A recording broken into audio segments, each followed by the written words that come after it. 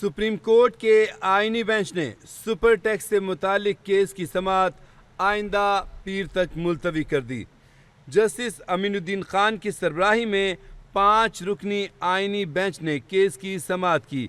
वकील आसमा हामिद ने अदालत के रूबरू कहा कि इस्लामाबाद हाई कोर्ट के फैसले के 2 पैराग्राफ्स में तजाद है।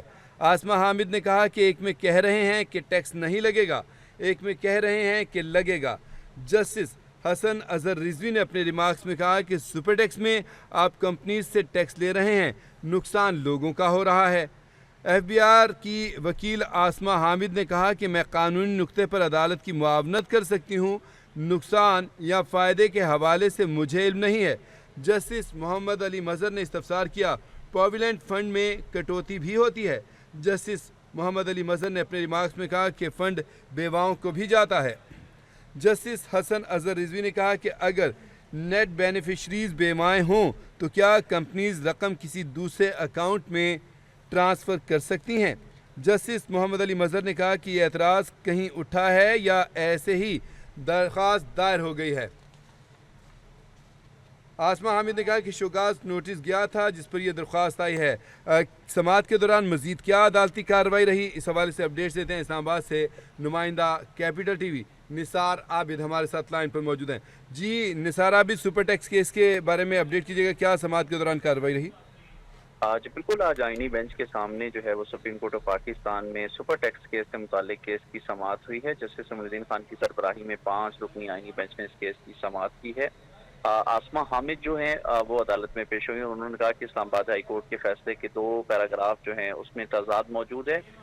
मजीद उनका कहना था कि एक में कह रहे हैं कि टैक्स नहीं लगेगा, एक में कह रहे हैं कि टैक्स लगेगा। जस्टिस हसन अजहर रिजवी ने आज रिमार्क करते हुए कहा कि सुपर टैक्स में आप कंपनी से जो है वो टैक्स ले लें, नुकसान लोगों का हो रहा है। जस्टिस हसन अजहर रिजवी का कहना था कि हुकूमत किस तरह की जो पॉलिसीज है वो बना रही है जिससे नुकसान 60 साल या इससे ज्यादा उम्र के लोगों का हो रहा है। आसमा हामिद का कहना था कि मैं कानूनी नुक्ते पर अदालत की मुआवनत कर सकती हूँ, नुकसान या फायदे के हवाले से मुझे जो है वो इल्म नहीं है। जस्टिस मोहम्मद अली मजहर का कहना था कि जो प्रोविडेंट फंड में जो है वो कटौती भी होती है। जस्टिस मोहम्मद अली मजहर ने मजीद कहा कि फंड बेवाओं को भी जाता है।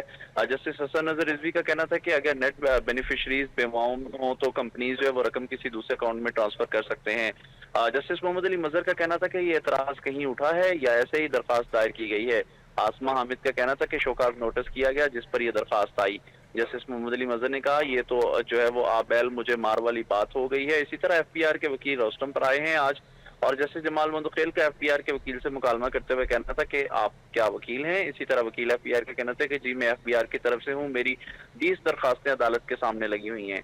इसी तरह जो है वो वकील एफबीआर का कहना था कि सेक्शन 4C और 9 को मिलाकर जो है वो पढ़ा जाए। सेक्शन 4C एक मुकम्मल सेक्शन जो है वो है। जस्टिस मोहम्मद अली मजहर का कहना था कि जो इनकम की तारीफ है इन दोनों सेक्शन में वो ओवर जो है वो राइट नहीं हो रही।